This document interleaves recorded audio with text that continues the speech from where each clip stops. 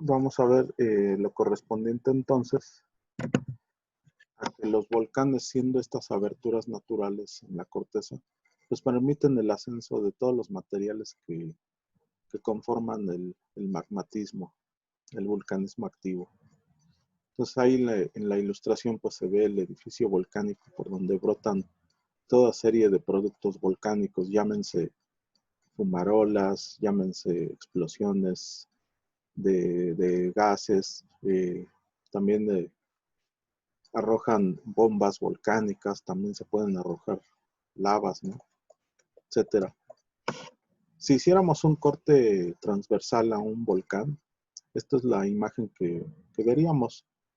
Y vean que entonces corresponde, inicialmente hasta abajo tenemos una cámara magmática, que bueno, no tiene una forma regular, son en realidad formas irregulares, pero pueden abarcar varios cientos de metros, de kilómetros cuadrados de extensión superficial, y sí están ubicados a gran profundidad, ¿no?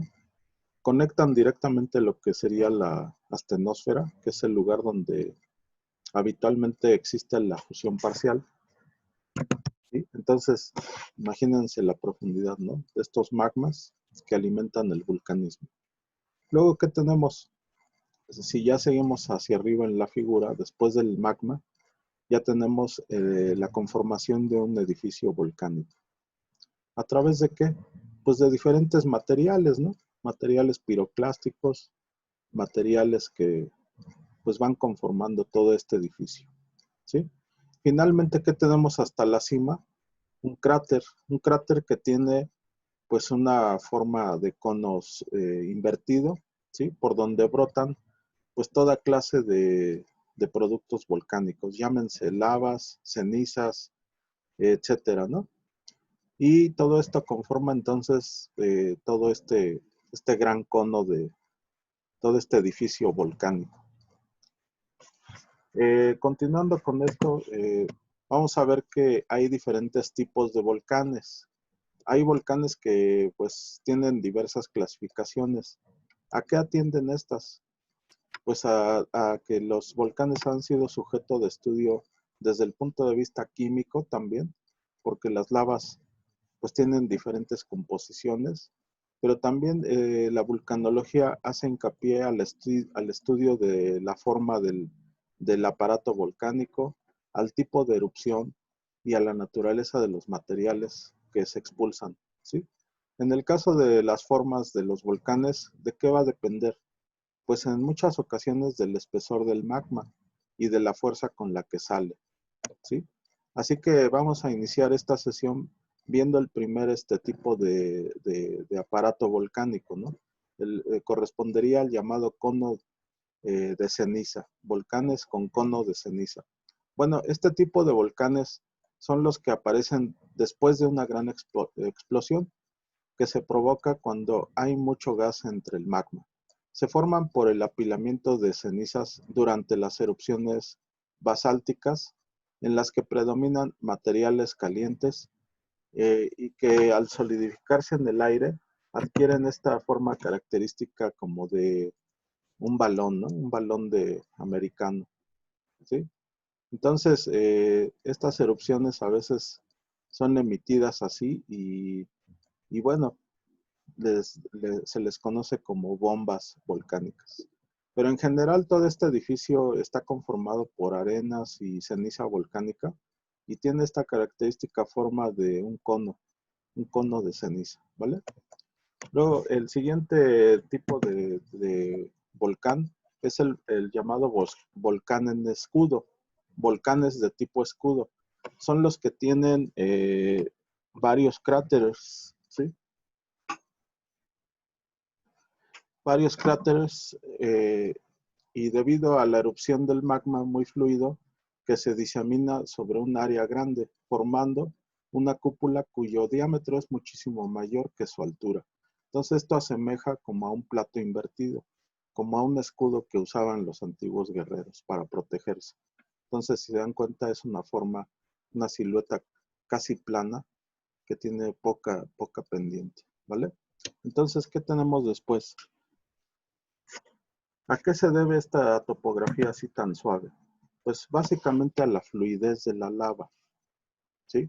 La lava, al ser muy fluida, pues genera ríos, ¿verdad? Ríos de lava.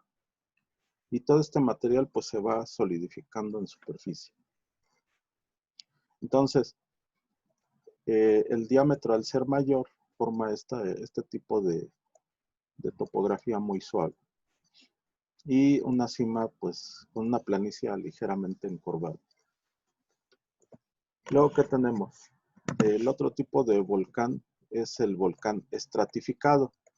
Este volcán pues está formado con capas de material fragmentario, llámense arenas, lapillis o cenizas volcánicas, y corrientes de lava intercalada, ¿sí? Lo que indica que surgieron épocas de actividad explosiva seguidas de otras donde arrojaron corrientes de lava fluida. Varios ejemplos de esto tenemos en México. Está el volcán Popocatépetl, el Citlaltépetl o el Pico de Orizaba, y también el volcán de fuego de Colima.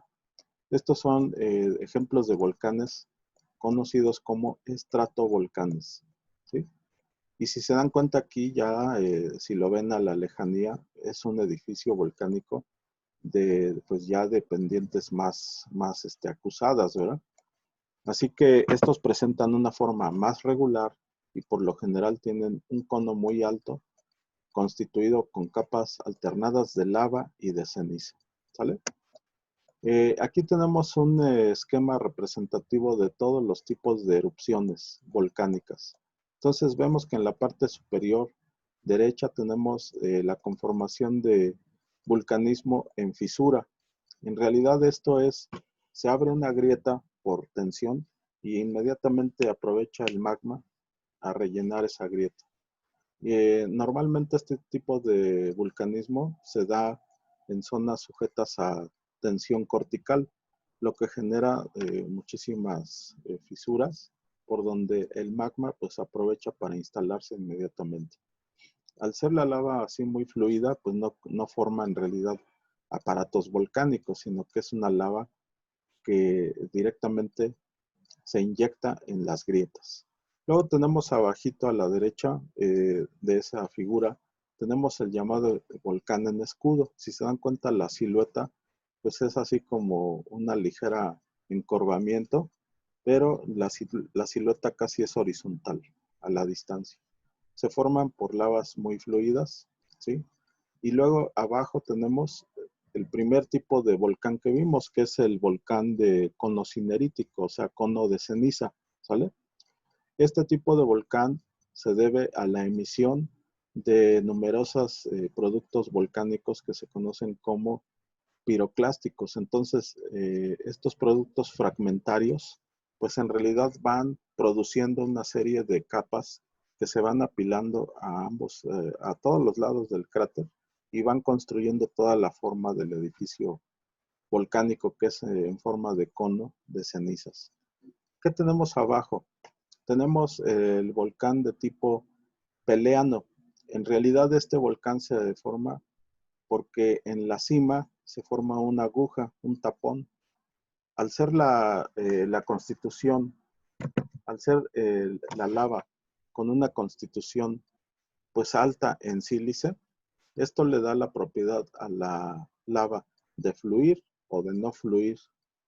La lava viscosa correspondería al gran contenido en sílice. La que tiene menos contenido de sílice es más fluida. Así que entonces el magmatismo y los tipos de erupciones corresponderían directamente, proporcionalmente, serían directamente proporcionales con la composición química. Lavas muy fluidas son muy poco explosivas. Lavas con mayor contenido de sílice, muy explosivas, ¿sale? Entonces así tenemos diferentes tipos de erupciones volcánicas debido al contenido de sílice.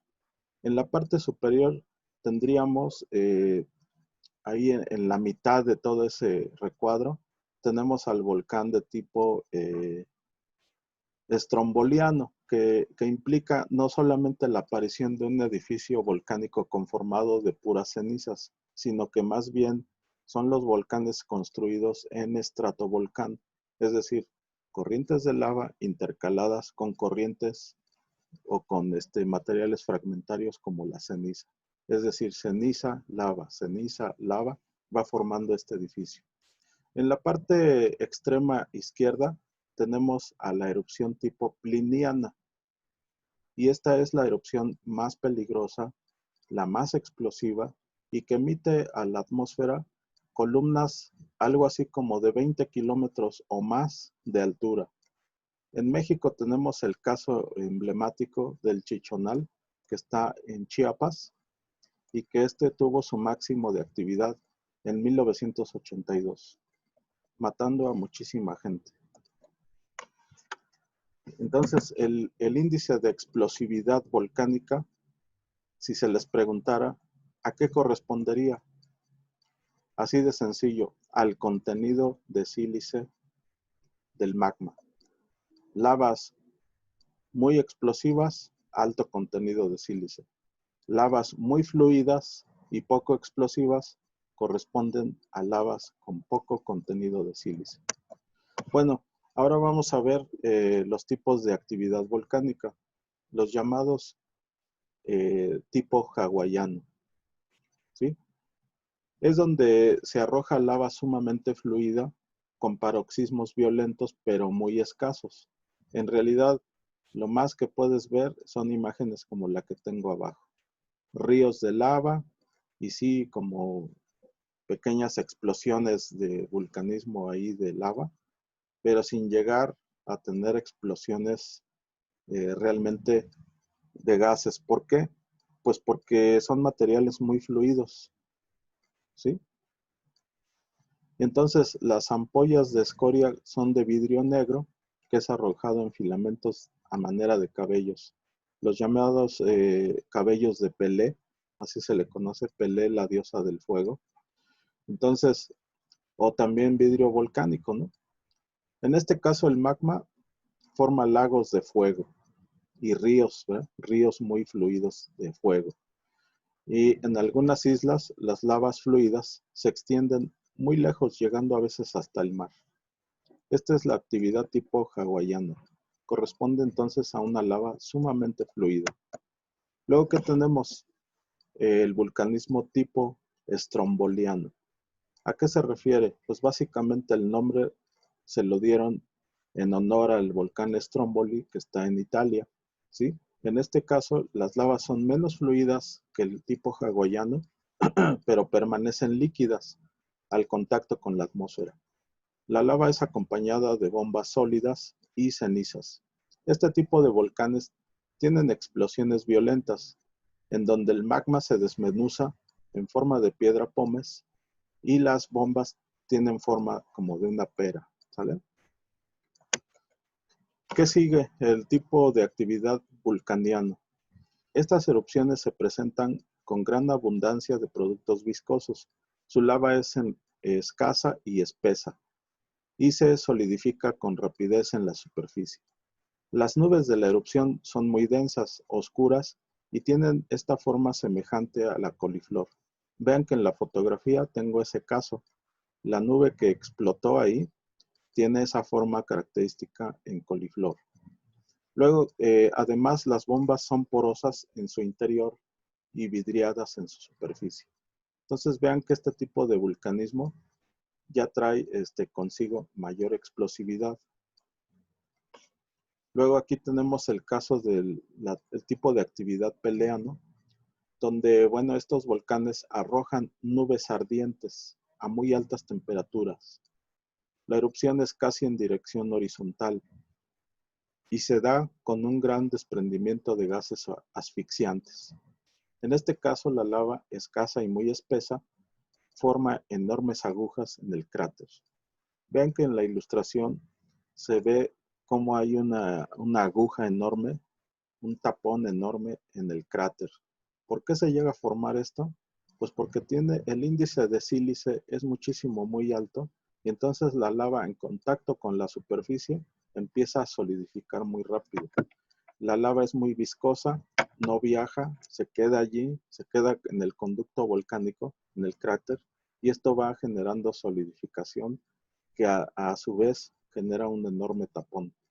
Ese enorme tapón a la acumulación de los gases en el interior, llega un momento en que estalla y estalla de forma casi horizontal, generando esa llamada nube ardiente. Entre los volcanes de las Antillas es célebre el de la montaña Pelada, la montaña Pelé de la isla Martínica, y en su erupción de 1902 ocasionó la destrucción de su capital, San Pedro, ¿sí?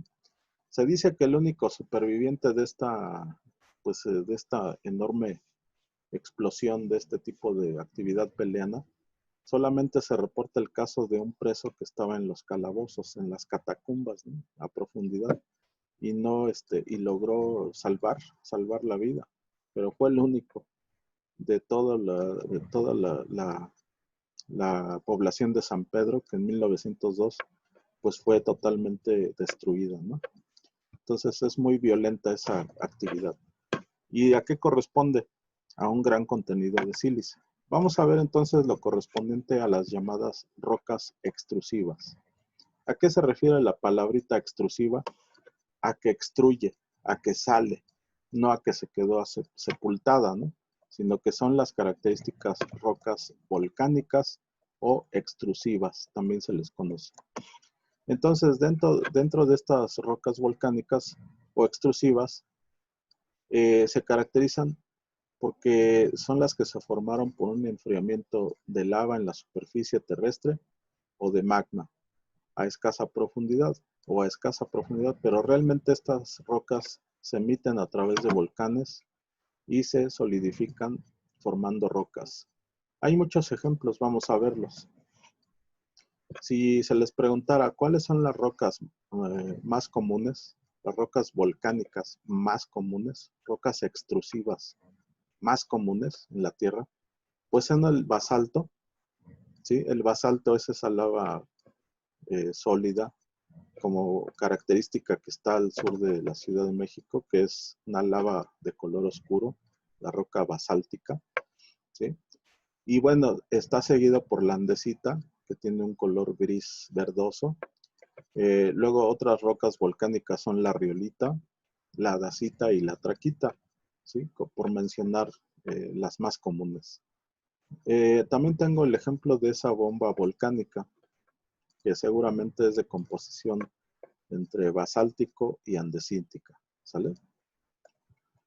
Obviamente todas estas figuras y fotografías están disponibles en la red.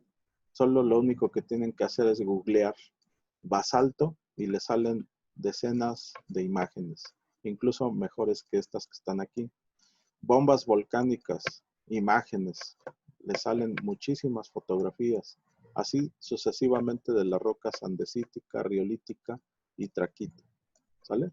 Pueden googlear y ver imágenes y copiarla en sus apuntes, ¿no? Aquí yo les presento pues una tablita, pues por decirlo así, lo más básico, ¿no? Las rocas volcánicas. El basalto es por antonomasia la roca de mayor eh, de mayor porcentaje, ¿no?, que podemos visualizar en todos los terrenos volcánicos. Es una roca de color oscuro que se produce en los volcanes de las dorsales oceánicas, pero también en el lado continental. También hay vulcanismo, como en el caso del Xitle, que arrojó lava basáltica, ¿no? Solo son visibles algunos cristales. Realmente, si ustedes toman un ejemplar en su mano, pues lo único que van a ver son brillos de minerales muy pequeños. ¿Por qué tan pequeños?, les preguntaría. Porque enfrío muy rápido, ¿sí? El rápido enfriamiento no permite la cristalización de ejemplares de minerales pues, más grandes. Lo único que permite es estos cristales microscópicos, que solo auxiliados con una lupa tal vez puedan checar alguno, ¿no?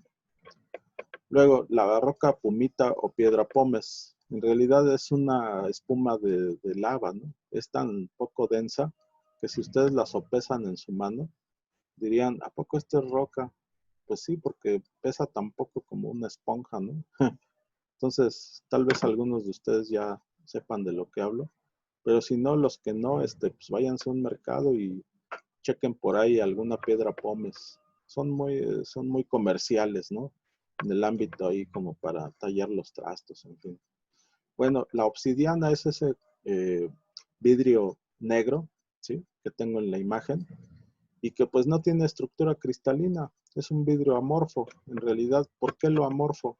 Pues fue el rápido enfriamiento también lo que no permite la agrupación ordenada de los átomos, sino que forma una masa, una pasta, un vidrio sin forma, ni estructura atómica tampoco, obviamente.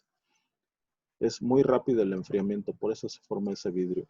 Luego la roca andesítica, que es una roca gris verdosa y que debe su nombre a la cordillera de los Andes. Y no porque sea propia de esa cordillera, no vamos a tener en otras partes del mundo. En realidad, las hay andesitas en todos los lugares del mundo. En México tenemos también rocas andesíticas. Bueno, vamos a ver las series de rocas extrusivas, o sea, las composiciones. A eso se refiere. Series de rocas extrusivas es la serie de composiciones mineralógicas, ¿no? Entonces, la diferenciación de un magma del que proceden las rocas volcánicas produce que su composición química pueda variar gradualmente en su ascenso hacia la superficie, dando lugar a diferentes rocas volcánicas.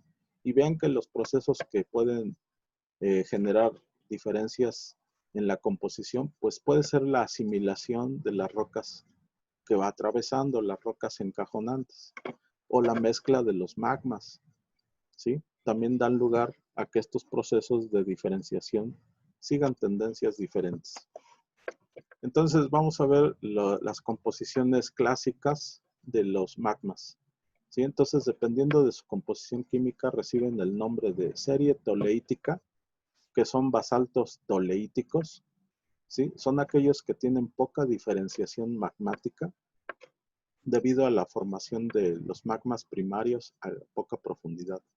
Es típica de las dorsales oceánicas y de las mesetas basálticas, o traps también llamadas.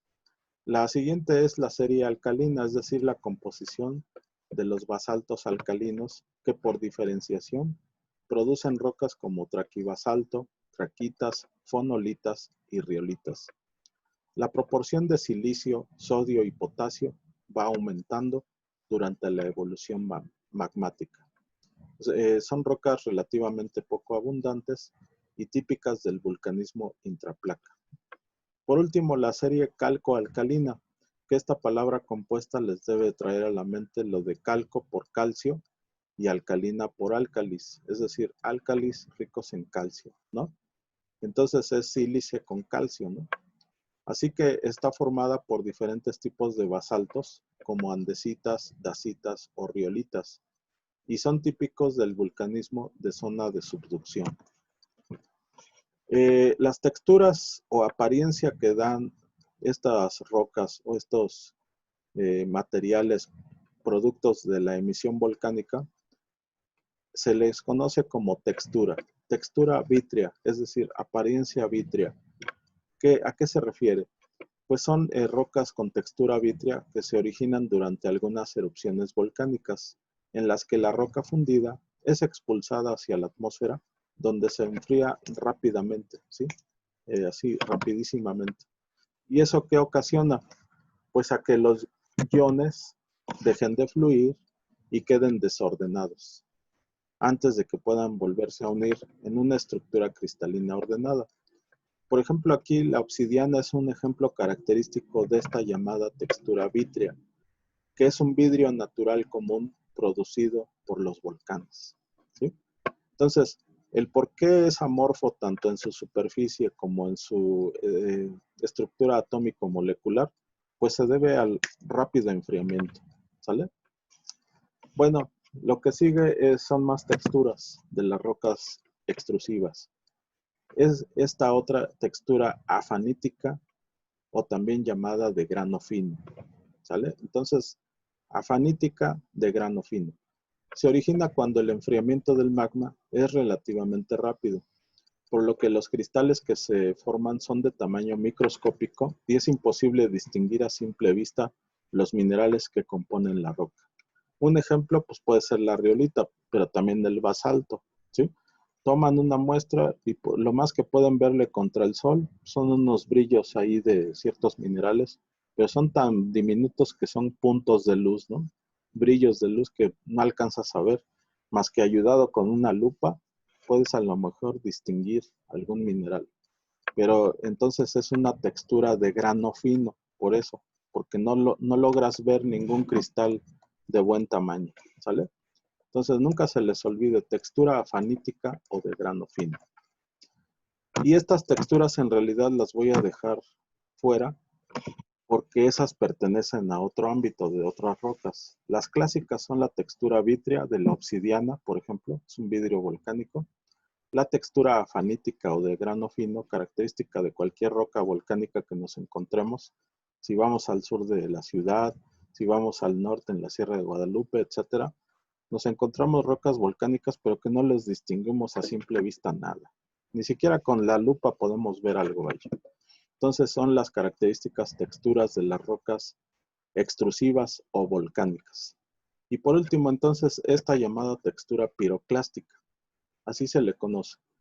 Lo de piroclástica es fragmentada por el fuego. Esa es la palabra compuesta. Piro, de fuego, clasto, de fragmento. Fragmento del fuego. Entonces, textura piroclástica. Algunas rocas ígneas se forman por la consolidación de fragmentos de roca. Llámense ceniza, lapilli o arena volcánica, gotas fundidas, bloques angulares, etc. ¿Sí? Emitidos durante erupciones volcánicas. No están formadas por cristales y su aspecto recuerda al de una roca sedimentaria. La toba volcánica es un ejemplo de este tipo de roca. Ahora, lo de sedimentario porque se van depositando en capas, ¿sí? Pero es pseudo sedimentario, es decir, no es en realidad una roca sedimentaria, es una roca volcánica. Entonces, esta es la última textura clásica de las rocas extrusivas o volcánicas. Entonces son tres, acuérdense, vítrea, afanítica o de grano fino y piroclástica. ¿De acuerdo? Bueno, en cuanto a la composición de las lavas, habíamos visto que entonces, desde el punto de vista de la química de las lavas, pues se diferencian en diferentes casos, vamos a verlos. Las llamadas rocas félsicas o de composición granítica. ¿A qué se refiere? A que son rocas ricas en sílice, hasta un 70%, en las que predomina el cuarzo y el feldespato, como por ejemplo el granito y la riolita. Son en general de colores claros y tienen baja densidad. Además de cuarzo y feldespato, poseen normalmente un 10% de pequeños minerales oscuros. Es decir, que en un 70% o más domina los minerales claros. Por eso es que el color final de la roca es una roca de colores claros. ¿Como cuál? La riolita o el granito, ¿sale? Las rocas félsicas son las constituyentes principales de la corteza continental, ¿vale? Y luego, ¿qué tenemos? Las llamadas serie de rocas andesíticas o de composición intermedia. Esto sería como el café con leche, ¿sí? Café si eres muy oscurito y leche si eres, ¿no?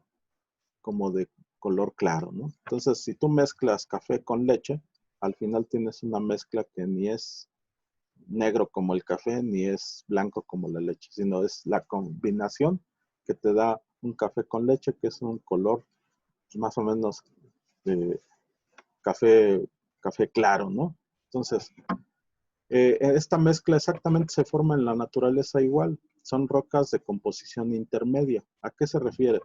Pues son rocas comprendidas entre las rocas félsicas muy claras y las rocas máficas muy oscuras, ricas en magnesio y fierro.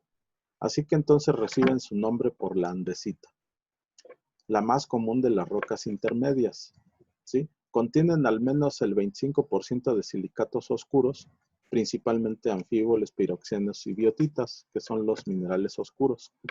y plagioclasa. Estas rocas están asociadas en general a la actividad volcánica que se da en los márgenes continentales, bordes convergentes, como es el caso de México.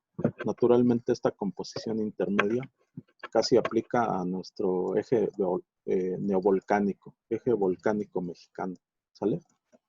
Luego, por último, tenemos a las rocas basálticas o a la composición de lava basáltica. ¿A qué se refiere? Pues a que son rocas que tienen grandes cantidades de silicatos oscuros, ferromagnésicos. Y entonces aquí ya la proporción es más de minerales oscuros que de minerales claros. Por eso la apariencia final es de una roca oscura, ¿sale? Son normalmente más oscuras y densas que las félsicas. Los basaltos son las rocas máficas más abundantes, ya que constituyen la corteza oceánica. Esa es la composición genérica para la corteza oceánica, ¿se acuerdan? Por último, la ultramáfica. ¿A qué se refiere? Pues a que es una roca o lava o composición de los magmas, pues con más del 90% de silicatos oscuros. Por ejemplo, ¿cuál es? La peridotita. Aunque son raras en la superficie de la Tierra, se cree que las peridotitas son el constituyente principal del manto superior. ¿Sale? Y esto es lo que quería yo hablar con respecto a esto, pues de las rocas llamadas extrusivas. Pero ahora traigo, pues otro, ¿cómo se llama? Quiero compartir otra presentación que ya tiene que ver con, pues el otro tipo de rocas, ¿no? No solamente vamos a ver lo que corresponde a las rocas extrusivas, sino que también me interesa que veamos este tema de las rocas intrusivas. Aquí si se dan cuenta ya cambian, ya no extruyen, sino que están intrusivas, o sea, se quedan en la parte interior. Por ahí, de ahí que venga su nombre así. Extrusiva, la que sale por los volcanes. Extrusiva o volcánica es lo mismo. O intrusiva, la que queda sepultada, ¿sale? Entonces, vamos a ver la definición de magma. Principalmente viene del latín magma y del griego maima, que es pasta. Es el nombre que reciben las rocas de rocas fundidas, las masas de rocas fundidas del interior de la Tierra o de otros planetas, porque el vulcanismo no es nada más de aquí, de la Tierra. Ha habido vulcanismo activo en Marte, dejando ahí la silueta de un supervolcán, que hasta el momento es el más grande, es el Monte Olympus, Olympus Mons, es el volcán más grande del sistema solar. Y luego tenemos el vulcanismo activo en Io, que es un satélite de Júpiter. Así que el magmatismo realmente no es nada más propio de aquí de la Tierra. Bueno, suelen estar compuestos de una mezcla de líquidos, volátiles y sólidos. Y ahí tengo una ilustración, ¿no?, de una actividad volcánica. Bueno, si se dan cuenta en la flecha que tengo a la derecha dice intervalo de fusión de una roca, que va desde la temperatura ambiente, que está hasta arriba, hasta abajo, donde indica la flecha, donde dice fusión total.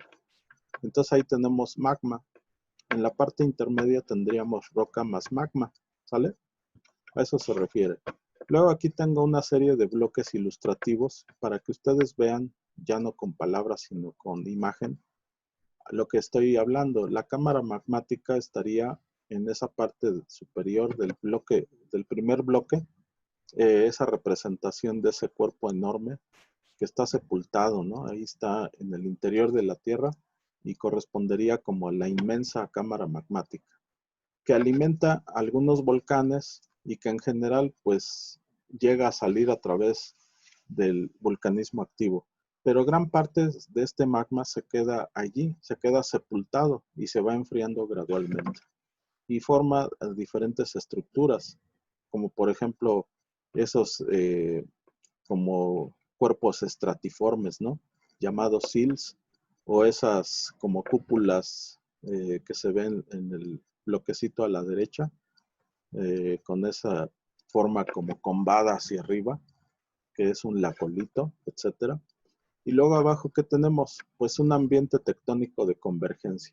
Habíamos visto y lo vamos a ver en su momento en el ámbito de la tectónica de placas ya con mayor detalle, que la actividad de las placas tectónicas pues es tal que algunas pueden sumergirse o subducirse debajo de una placa continental más ligera. Así que eso produce vulcanismo activo luego de que ya empieza a entrar hacia lo que es la astenosfera. ¿Y la astenosfera qué es? Pues es el lugar donde existe la fusión parcial, ¿se acuerdan? Entonces, la geodinámica interna y los magmas. Si nosotros tuviéramos un centro solidificado, cristalizado, pero cristalizado y sin calor, tendríamos un planeta muerto, muerto desde el punto de vista geológico. Pero la realidad de las cosas es que tenemos un planeta activo, un planeta con una geodinámica interna y por lo mismo productor de magmas. Así que se generan estos magmas por la fusión total o parcial de las rocas profundas de la corteza inferior y del manto superior. Los materiales de esta zona se encuentran en condiciones cercanas al punto de fusión, siendo lo más probable que solo una pequeña fracción del material se encuentre fundida y que la mayor parte de las rocas siga en estado sólido. A este fenómeno se le conoce como fusión parcial. Y si acuerdan, esto es representativo de la astenosfera, ¿sale? La fracción fundida es un líquido menos denso que la fracción sólida, a través de la que asciende. El magma se almacena en bolsas denominadas cámaras magmáticas, pero en realidad son cuerpos enormes desde el punto de vista de, de la superficie, pues pueden llegar a varias decenas de kilómetros cuadrados, ¿sale? En realidad, el desencadenamiento de un proceso de fusión depende de que se reúnan ciertas condiciones físicas y químicas que lo permitan. Tengo ahí dos dibujos esquemáticos abajo que tienen que ver con la generación de celdas convectivas. Si se dan cuenta, son estas como elipses que están girando perpetuamente y que los lugares donde asciende el flujo de calor genera nueva corteza en la llamada dorsal oceánica. Y vean que ya hasta el final, donde pues ya la corteza se va enfriando, entra al manto en una zona de subducción. Y así perpetuamente se está renovando la corteza oceánica, ¿vale? Vamos a ver los tipos de magmas con respecto a su composición química. Es un poco más de lo mismo que ya vimos hace un rato, pero aquí volver a insistir para que nos quede absolutamente claro esto de las composiciones. Miren, los magmas más comunes responden a tres tipos principales: basáltico, andesítico y granítico. Así de sencillo. Si se les pregunta, ¿qué es un magma basáltico? Bueno, son aquellos que pueden ser toleíticos, bajos en sílice, ¿sí?, que corresponde a menos del 50%, y producidos ¿en dónde? En las dorsales oceánicas, o alcalinos ricos en sodio y potasio, y producidos en zonas del interior de las placas tectónicas, ¿sale? Son los más comunes. Luego vienen los magmas andesíticos, que habíamos visto que es la composición intermedia y que corresponde a un contenido de sílice menor al 60% y minerales hidratados como anfíboles o biotíteas, ¿sí? Se forman en todas las zonas de subducción, ya sean de corteza continental u oceánica, ¿sí? Y vean entonces que los escenarios geológicos van cambiando. El basáltico es solo para la generación de nueva corteza en zonas de dorsal oceánica, ¿sí? Y los andesíticos corresponden al escenario de la convergencia de placas, subducción, en zonas de subducción. Entonces vean. Y luego por último, los magmas graníticos. Estos corresponden al punto de fusión más bajo y pueden generar grandes plutones. Son esos grandes cuerpos intrusivos que no logran salir a la superficie, sino que se queda el magma ahí sepultado. Y esto le da tiempo de enfriarse gradualmente, lentamente. Se originan en zonas orogénicas, como los andesíticos, pero a partir de magmas basálticos o andesíticos que atraviesan y funden rocas ígneas o sedimentarias metamorfizadas de la corteza, que al incorporarse al magma alteran su composición. En general, estos magmas graníticos son los de mayor contenido en sílice, ya llegarían a la proporción del 70% o más. ¿De acuerdo? Son en general magmas muy viscosos, no son líquidos como los magmas basálticos, ¿sale? Luego aquí los diferentes escenarios. Vean, el magmatismo de dorsal. ¿A qué se refiere? Pues esas grandes cordilleras oceánicas volcánicas, ¿sí? Que se les conoce como dorsales. Ahí la fusión bajo las dorsales puede deberse a la disminución de la presión en las rocas como consecuencia de su ascenso por los movimientos convectivos. Acuérdense de esas células convectivas, ¿sí? Entonces el ascenso a la superficie de estos magmas primarios y sin diferenciar es el origen de las inmensas masas basálticas de los fondos oceánicos. Si se les pidiera la composición genérica para los fondos oceánicos, es decir, para la corteza oceánica, ¿cuál sería? Pues composición basáltica, ¿sale? Bueno, aquí tenemos magmatismo en zonas de subducción. Y traje a colación esta figura de esa figura derecha, esa fotografía donde se ve la aparición de sismo, ¿no? Un sismo violento que pues, literalmente hizo pedazos a esa vialidad, ¿no? Pues bueno, acuérdense que en zonas de subducción hay magmatismo activo, pero también hay sismicidad. Entonces, la fusión se produce por el aumento de la temperatura por la compresión de la litosfera, que subduce, y la fricción con las rocas del manto, a lo que se añade el agua que libera y asciende, que disminuye el punto de solidus de las rocas superiores. Se forman los magmas que darían lugar a los batolitos típicos de las zonas orogénicas. Por último, el magmatismo intraplaca. ¿A qué se refiere? Es el que es debido a la acción de puntos calientes, tanto bajo corteza continental como oceánica. Un ejemplo es la cordillera de las islas hawaianas. En realidad lo que está viajando es la placa, pero el punto es fijo. Entonces va generando un volcán y otro volcán, etc. Y lo que va viajando, lo que se mueve es la placa, pero el punto de calor, el punto de magmatismo es fijo, ¿sale? Por eso se forman las islas hawaianas, así. Bueno, tipos de magmas. Esta figurita esquemática, todo esto está disponible en red, figuras, fotografías, etcétera. Vean que entonces aquí es la composición de los magmas dependiendo de dónde se localizan.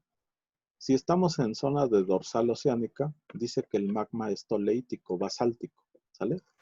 Si estamos en punto caliente como isla hawaiana, vean que a la izquierda dice magma alcalino. Y si estamos en el lado derecho, en el lado de la subducción activa, que es el engullimiento o, ¿sí? o hundimiento de la corteza oceánica debajo del continente, ¿qué forma? Pues magmas calcoalcalinos, es decir, calco alcalino es una palabra compuesta de calcio y álcalis, o sea, sílice y calcio, ¿no? En la composición. Entonces, es un magma intermedio, ni es basáltico, ni es totalmente granítico, ¿sale? Es un magma intermedio, ¿de acuerdo? Bueno, hasta aquí le vamos a dejar. Esta figura corresponde a lo de la serie de Bowen. ¿Se acuerdan que la clase pasada lo vimos? Pues hasta aquí le vamos a dejar porque esto corresponde ya al ámbito que vamos a ver en la clase que entra respecto a las rocas intrusivas. Pero bueno, aquí un adelanto, ¿no? La evolución de los magmas, pues se puede deber a la diferenciación. ¿Y por qué esta diferenciación? Bueno, vamos a ver que las composiciones resultantes luego de una gradual cristalización fraccionada que vio Bowen en sus experimentos, ¿sí? Pues en magmas basálticos, este orden está definido por las denominadas series de Bowen. Si los cristales formados o el magma residual no se desplazara, la roca resultante tendría la misma composición global que el magma inicial, pero la diferenciación se produce porque los cristales se van formando, ¿sí? Que se van formando, pueden ir cayendo y acumularse en zonas inferiores de la cámara magmática por gravitación simplemente, los más pesados hasta abajo, los más ligeros arriba. Y entonces así pues se pueden formar los magmas residuales, ¿no? Que pues en efecto pues son como burbujas ricas en sodio y potasio, que son los elementos más ligeros. Entonces por eso hay diferenciación. Los magmas tienen una evolución en el tiempo, la composición es la misma. Al inicio los volcanes pueden estar escupiendo o eruptando pura lava basáltica, pero al final ya puede cambiar la composición por diferenciación. Entonces vean la figurita clásica de Bowen, que es la cristalización fraccionada. Del lado izquierdo la rama del olivino, piroxeno, anfibol, biotita, feldespato potásico, mica clara y al final el cuarzo. Del lado derecho la serie continua de las plagioclasas, que solo cambia la composición, que va desde rica en calcio a rica en sodio. ¿Sale? Entonces hasta aquí le vamos a dejar, jóvenes, y dejo abierto el micrófono para la sesión de preguntas y respuestas. Adelante con sus preguntas. Profesor, Adelante. ¿cuál es la diferencia tal cual entre lava y magma? Ok. Qué buena pregunta. La diferencia fundamental estriba en que el magma está a profundidad. Lava está en la superficie. Muy bien. ¿Alguna otra pregunta que gusten hacer? ¿Cuántos kilómetros aproximadamente recorre la lava? Uh-huh. También buena pregunta. ¿Cuántos kilómetros recorre? Pues mira, desde la astenosfera hasta la corteza. Y si la base de la corteza está a unos 70 kilómetros, estaríamos hablando de poco más de 100 kilómetros bajo la superficie. ¿Vale? Profe, yo tengo una Adelante. duda. ¿Y las cámaras magmáticas de qué tamaño son aproximadamente? Uh-huh. Buena pregunta. Pregunta el compañero que de cuántos kilómetros puede haber.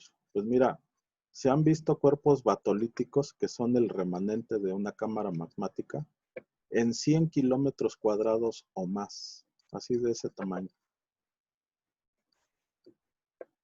Claro, no es una regla, ¿no? Que se tenga que cumplir, pero sí son grandísimos depósitos de magma, ¿no? Son muy, muy grandes, de mínimo 100 kilómetros cuadrados o más, ¿vale? ¿Alguien más que se anime a preguntar algo? Incluso de temas pasados, ¿eh? De temas pasados se vale porque, pues, luego... Profe, Sí, adelante. perdón, tenemos un sistema volcánico, ¿no? Entonces, ¿se podría decir que ahí existe uno que es mayor? Bueno, no sé cómo decir, cómo plantearlo. Sí, tal vez entiendo tu pregunta desde el punto de vista que cuál tipo de vulcanismo domina. Mira, en realidad, si nos vamos por zona, el llamado eje neovolcánico, que es el que atraviesa la República de este a oeste, más o menos en la cintura de la República, está ese eje neovolcánico. Ese está constituido enormemente por vulcanismo calcoalcalino, es decir, es la serie de rocas intermedias. Pero si nos vamos hacia, y también hay lavas de composición basáltica, pero a lo más es basáltico andesítico. Ese es el cinturón de volcánico, ¿no? De México, característico del último periodo del Cenozoico. Pero hay vulcanismo en el pasado que correspondería a la llamada sierra volcánica, pues la que está a la izquierda, la Sierra Madre Occidental, ¿sí? Esa ya no está activa, pero en el pasado emitió muchísima lava de composición riolítica, es decir, son magmas ricos en sílice. Entonces imagínate el cambio o la proporción. Se podría decir que este campo de volcanes de la Sierra Madre Occidental es el más grande del mundo, fíjense. Ocupa nuestra cordillera de la Sierra Madre Occidental, que ya no está activa, correspondería a un conjunto de volcanes que no existe en otro lugar del mundo. O sea, es de esa dimensión estamos hablando. Y son lavas de composición riolítica, es decir, granítica. Entonces, ¿cuál dominó? En el pasado dominó los magmas ácidos, los magmas ricos en sílice. Actualmente está dominando los magmas de tipo calcoalcalino. Muy buena pregunta. Ok, gracias. Y también cree que haya bueno, en escala del 1 al 10, ¿cuánta diferencia hay entre el volcanismo que teníamos anteriormente al que tenemos ahora? Pues ya ahora hay una proporción de vulcanismo activo de composición calcoalcalina en más de un 80%. Y del 1 al 10 sería 8, ¿sí? 8 más o menos. Ok, gracias. Uh-huh. ¿Alguien más que se anime a preguntar algo? Temas pasados incluso. Profe, yo tengo una duda. Adelante. No, primero. Primero Bueno, la dama. Adelante. gracias. ¿Cuál es la diferencia entre un mineral y un mineraloide? Muy buena pregunta. La diferencia entre un mineral es que tiene estructura atómica o molecular ordenada. El mineraloide en realidad no tiene estructura atómico molecular y no forma cristales pues poliédricos, vamos a decirlo así, ¿no? Sino que son como tendiendo al vidrio, que es una estructura amorfa, ¿no? O sea, no tiene una forma definida. Ejemplos, el ópalo. No sé si ustedes conozcan este mineral, pero es muy clásico en la calle, o sea, por los vidrios iridiscentes tienen un brillo así como de arco iris, ¿no? Entonces el ópalo. Y este ópalo es un gel de silicio que en realidad no tiene una organización atómico-molecular, ¿sí? Pero es muy bonito, ¿no? O sea, no porque no tenga una forma atómico-molecular es feo, ¿no? O sea, o un cristal amorfo, sino realmente son bonitos, ¿no? Tienen propiedades ópticas muy bonitas. Gracias. Sí, adelante entonces, Adonai. Sí, profe, yo he visto, bueno, que en sus imágenes pone que hay rocas plutónicas y eso no sé qué tenga que ver con los minerales. Entonces, ¿qué diferencia hay o qué similitudes tiene? Ok, sí, es buena pregunta. Es el tema que vamos a ver la próxima clase, pero qué bueno que te adelantaste. Ahorita vimos nada más el sector de las rocas extrusivas o volcánicas, pero vamos a ver la próxima clase con detalle las rocas intrusivas o plutónicas.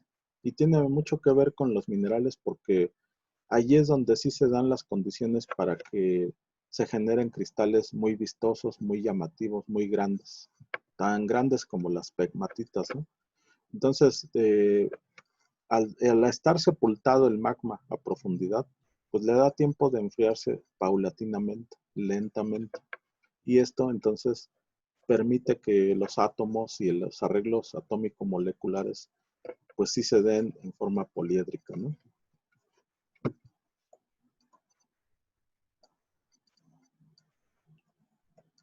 Pues no sé si alguien más guste preguntar algo. Yo les comento que ya viene el examen parcial.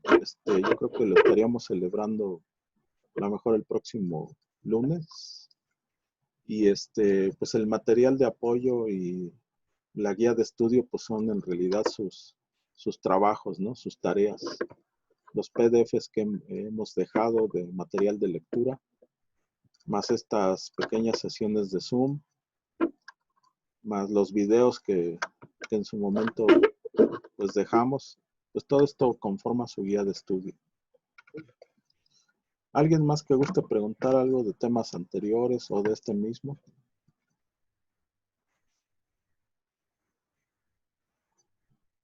Todo hasta el momento claro. Bueno, jóvenes, entonces si no hay más que atender, nos miramos la sesión del próximo miércoles para seguir con este tema tan interesante de rocas intrusivas. Ahora vamos a empezar el tema de las plutónicas, ¿de acuerdo? Bueno, cuídense mucho. Un abrazo a la distancia. Que estén bien.